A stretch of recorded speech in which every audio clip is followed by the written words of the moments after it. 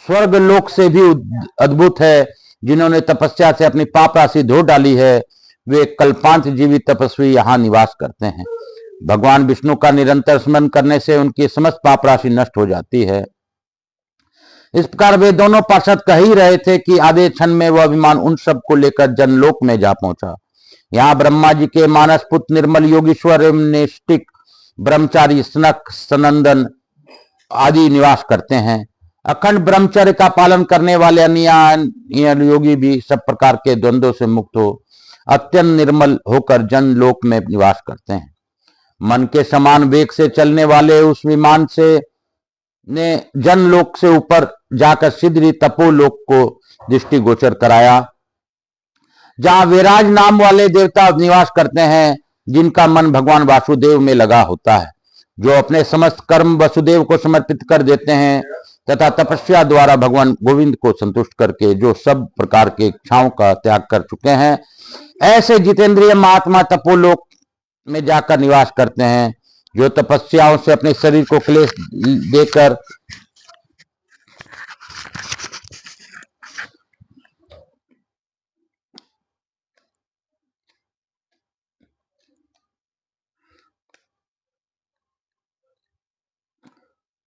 समस्त कर्म वसुदेव को समर्पित कर दे तथा तपस्या द्वारा भगवान गोविंद को संतुष्ट करके जो सब प्रकार की इच्छाओं का त्याग कर चुके हैं, ऐसे जितेंद्रिय महात्मा तपोलोक में जाकर निवास करते हैं, जो तपस्याओं से अपने शरीर को क्लेश देकर तप रूपी धन का संग्रह कर चुके हैं, वे ब्रह्मा जी के समान आयु वाले होकर निर्भयता पूर्वक निवास करते हैं।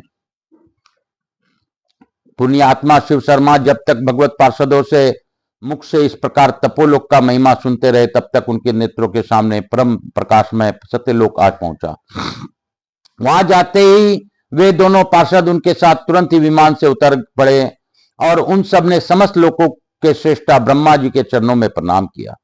ब्रह्मा जी बोले, भगवत पार्षदों, ये बुद्धिमान ब्राह्मण शिव शर्मा वेद वेदांगों के प्रांगत विद्वान हैं, स्मृतियां और धर्मशास्त्र में बताए हुए सदाचार के पालन में परम प्रवीण हैं तथा पाप कर्मों से सदा विमुख रहे हैं।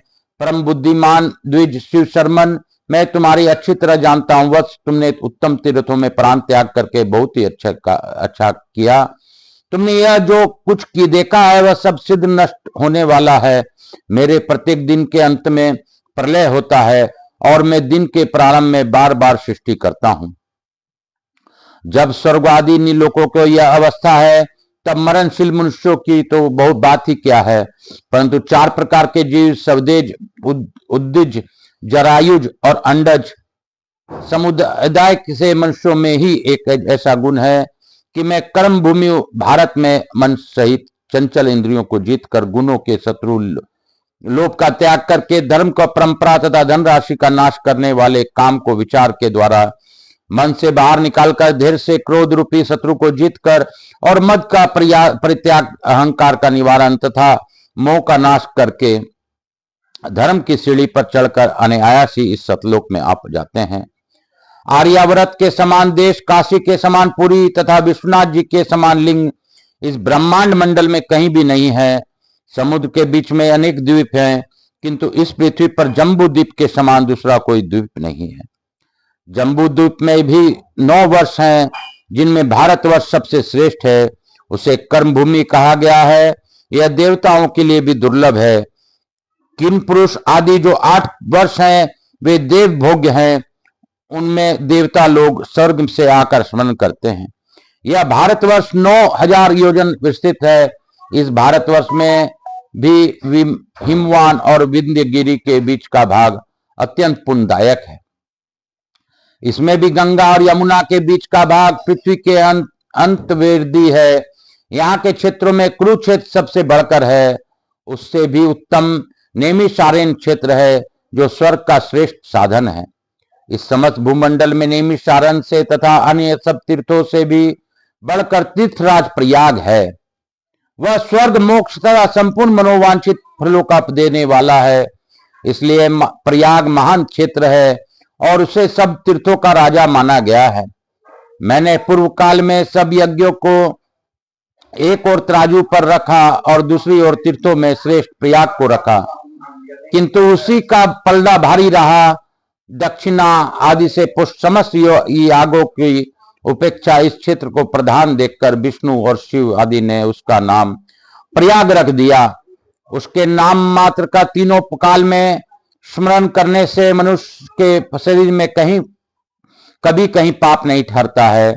असंख्य जन्मांतरों में जिस पाप राशि का संग्रह किया गया है, व्रत दान जप और तप से भी जिसकी दूर करना अत्यंत कठिन है, वह पाप राशि भी जब कोई तीर्थराज प्रयाग में जाने के लिए अद्भुत होता है, तब आंधी के मारे हुए वृक्ष की भांति शरीर के भीतर थर थर कांपने लगती है। तत्पश्चात प्रयाग जाने का दृढ़ संकल्प लाकर जो आधा रास्ता तय कर लेता है, उस पुरुष के शरीर वह पाप राशि पग पग पर निकलने की इच्छा करती है। यदि भाग्यवश इस महात्मा को तीर्थराज प्रयाग का दर्शन हो जाता है, तब तो उसके पाप उसी प्रकार सिद्ध भाग जाते हैं। जैसे सूर्योदय होने पर अंधकार 7 धातुओं के बने हुए मानव शरीर में जो पाप है वे केशों में आकर ठहरते हैं, अतः केशों का मुंडन कराकर देने पर वे भी निकल जाते हैं। इस प्रकार निष्पाप होकर गंगा, यमुना, श्वेत, श्याम, सलील के संगम में स्नान करना चाहिए। उस स्नान से मनुष्य महान पुण्य राशि, मनोवांछित पुण्यमय भोग तथा स्वर्ग को भी पाता है। और जो निष्काम भाव से स्नान करता है वो मोक्ष पाता है। ब्राह्मण मैं सत्यलोक और प्रयाग में कोई अंतर नहीं समझता, क्योंकि वहां रहकर जो शुभ कर्मों का अनुष्ठान करते हैं वे मेरे लोक में निवासी होते हैं। जिस भाग्यवान मनुष्य की हड्डियां भी प्रयाग में पड़ जाती है, उसे किसी जन्म में लेश मात्र भी दुख नहीं प्राप्त होता। ब्रह्म हत्या आदि पापों का प्रायश्चित करने की इच्छा वाले पुरुषों को ब्राह्मण की आज्ञा लेकर विधि पूर्वक प्रयाग तीर्थ का सेवन करना चाहिए। तीर्थराज प्रयाग से भी श्रेष्ठ तीर्थ है काशी। वह संपूर्ण भुवनों बैठो निशा वो संपूर्ण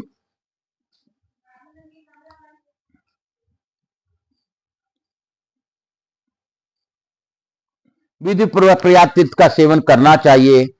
तीर्थराज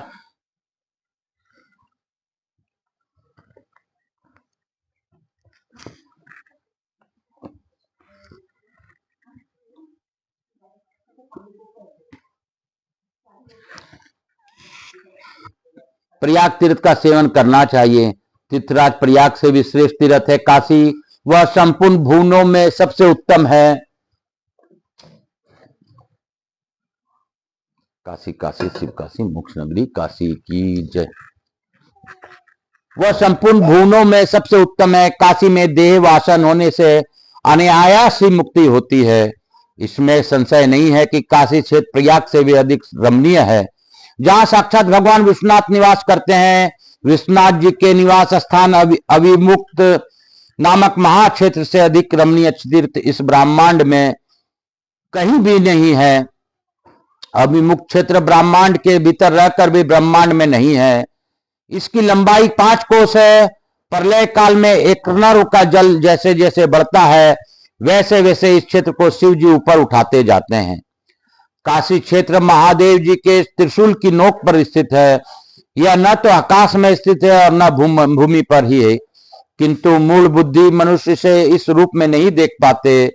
यहाँ सदा सतयुग बना रहता है तथा सदा महापर्व लगा रहता है। विश्वनाथ जी के निवास स्थान में ग्रहों के अस्त उदय जनित दोष की प्राप्ति नहीं होती। वहां सदा उत्तरायण है, सदा महान अभ्युदय है और सदैव मंगल है। जहां की भगवान विश्वनाथ की स्थिति है, वे पर 14 भुवनों की सृष्टि मैंने ही की है, परंतु इस काशीपुरी के निर्माता साक्षात भगवान विश्वनाथ हैं, मैं नहीं। काशी में देह त्याग करने वालों का नियंत्रण स्वयं भगवान विश्वनाथ करते हैं। जिन्होंने वहां रहकर भी पाप किए हैं, उनको दंड देने वाला काल भैरव है। वहां कभी किसी को पाप नहीं करना चाहिए, क्योंकि वहां पाप करने वालों को दारुण रुद्र यातना भोगनी पड़ती है, जो नरक से भी अधिक दूसरा है। जो मनुष्य दूसरों को निंदा और पर स्त्री की अभिलाषा करते हैं, उन्हें काशी का सेवन नहीं करना चाहिए, क्योंकि कहाँ काशी और कहाँ वह नरक, जाओ जो जहां सदा पति ग्रह लेकर धन संग्रह करने का अभिलाषा रखते हैं अथवा कपट पूर्वक दूसरों का धन हड़प लेना चाहते हैं, ऐसे लोगों को भी काशी का सेवन नहीं करना चाहिए। काशी में रहने वाले पुरुषों को दूसरे को पीड़ा देने वाले कर्म सदा के लिए त्याग देना चाहिए। यदि वहां भी वही करना हो तो यदि वहां भी वही करना हो तो दुष्ट चित्त वाले पुरुषों को काशी में निवास करना किस काम का है। जो दूसरों से द्रोह की बात सोचते हैं, दूसरों की डहा रखते हैं, सदा दूसरों को सताया करते हैं, उनके लिए काशी पूरी सिद्धिदायक नहीं। इस पृथ्वी पर ज्ञान के बिना कहीं मोक्ष नहीं होता। वह ज्ञान न तो चंद्रायन आदि व्रतों से प्राप्त होता है और न उत्तम देश काल में सत्पात्रों को विधि एवं श्रद्धा पूर्वक दिए हुए तुलाद पुरुष आदि मुख्य दानों से ही मिलता है। अहिंसा, ब्रह्मचर्य आदि यमों, सोच संतोष आदि नियमों, पूजन आदि सत्कर्मों,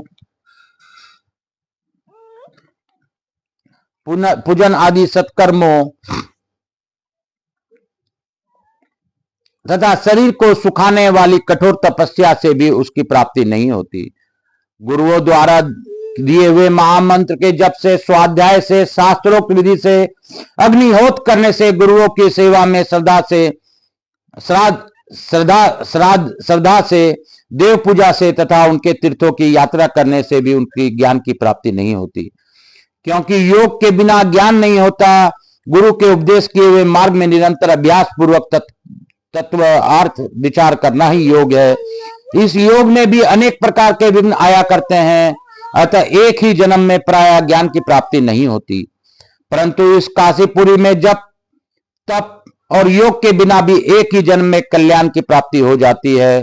द्विश्रेष्ठ, तुमने शुद्ध बुद्धि से काशी तीर्थ में जो कल्याणकारी पुण्य का उपार्जन किया है, उसका भारी फल महान भागवत पार्षदों के सामने ही इस प्रकार कहकर ब्रह्मा जी मौन हो गए और महामना शिव शर्मा भी बहुत प्रसन्न हुए।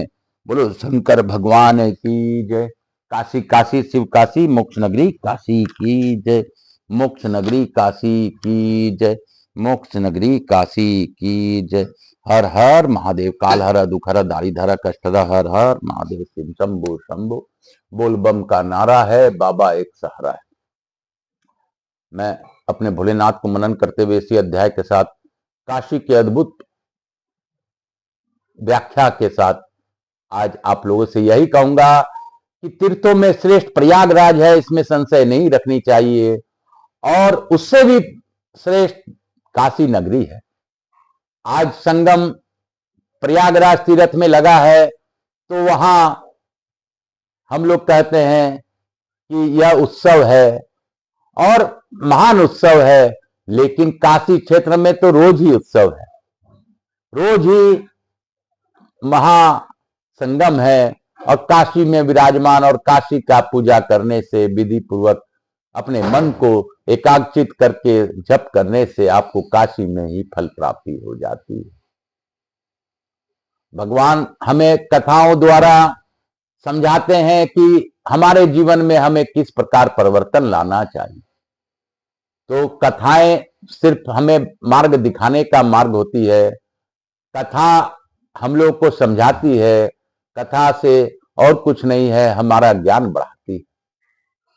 कथाओं को जानकर, कथाओं को समझकर, कथाओं के द्वारा रस पीकर हमारे कान बुद्धि स्वच्छ हो जाते हैं, निर्मल हो जाते हैं। और काशी की व्याख्या तो अद्भुत है। काशी साक्षात भगवान महेश है, मेरे भोलेनाथ ही है। काशी के नाम में ही मेरे भोलेनाथ का नाम है। मेरे अन्नपूर्णा माई वहीं विराजती है और मेरे भोलेनाथ वहीं रहते हैं। आप सबों को वंदन करते हुए हम लोग आज लघु आरती की ओर बढ़ेंगे। मैं पुनः यही कहूंगा कि हमें हमेशा संतों के सानिध्य में रहकर संत सेवा करनी चाहिए, संत के उपदेशों का पालन करना चाहिए और हर क्षेत्र को प्रयाग क्षेत्र ही मानना चाहिए। मन में अगर आप ठान लेंगे तो आपको हर जगह प्रयाग ही दिखेगा और मेरे भोलेनाथ का ही साथ दिखेगा, मेरे जगन्नाथ का ही सृष्टि दिखेगा। क्योंकि भगवान विष्णु, भगवान शंकर, भगवान कृष्ण, भगवान ब्रह्मा कोई और नहीं, साक्षात मेरे महादेव। काल हर दुख हर दारी धर कष्ट हर, हर हर महादेव। मैं तो यही कहूंगा कि आप जिस भी रूप में माने, बस भगवान का भजन पूजन करते रहिए। भगवान एक है, सृष्टि एक है, और हमें इस बात को जानना चाहिए।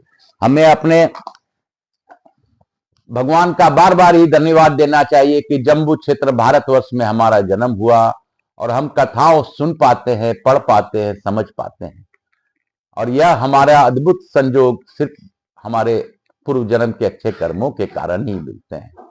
काल हर दुख हर दारी धर कष्ट हर, हर हर महादेव शंभु शंभु। कपूर गौरम करुणावतारम संसार सारम भुजगेंद्रहारम सदा वसंतम हृदयारविंदे भवम भवानी सहितम नमामि। श्री राम जय राम जय जय राम, प्रभु राम श्री राम जय राम जय जय राम। मेरे महादेव श्री राम जय राम जय जय राम। गणेश जी, लक्ष्मी जी महारानी की जय, मेरे महादेव की जय, मातृ देवी पितृदेव व सब पितृ, मेरे भोलेनाथ की जय, मैया पार्वती की जय, मेरे मातृ देवी पितृदेव व सब पितृ देवताभ्याम नमो नमः। समस्त इष्ट देवताभ्यो नमो नमः, कुल देवी देवताभ्यो नमो नमः। हर हर महादेव, श्री शिवाय नमस्तुभ्यम। काल हर दुख हर दारी धर कष्ट हर, हर हर महादेव शंभु शंभु।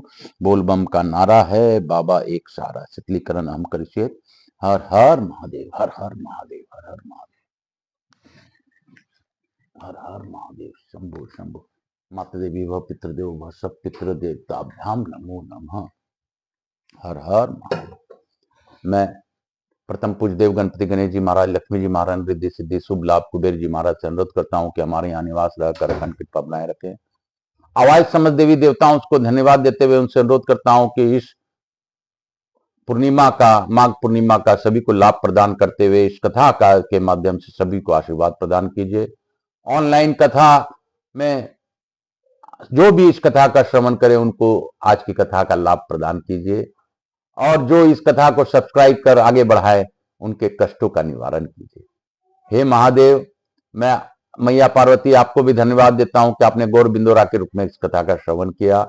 आपकी दया है और आप अपनी अखंड कृपा सभी पर बनाए रखिए। हे भोलेनाथ, मुझसे कोई भूल हो रही हो तो क्षमा कीजिए। काल हरा दुख हरा दारी धरा कष्टरा, हर हर महादेव। हम शंभु शंभु। बोल बम का नारा है, बाबा एक सहारा है। बोलो बम, बोलो बम, बोलो बम, बोल बम, बोल बम। मातृ देवी व पितृदेव व सब पितृ देवताभ्याम नमो नमः। बम बम बम बम बोल बम बम बम बम बम बोल बम बोल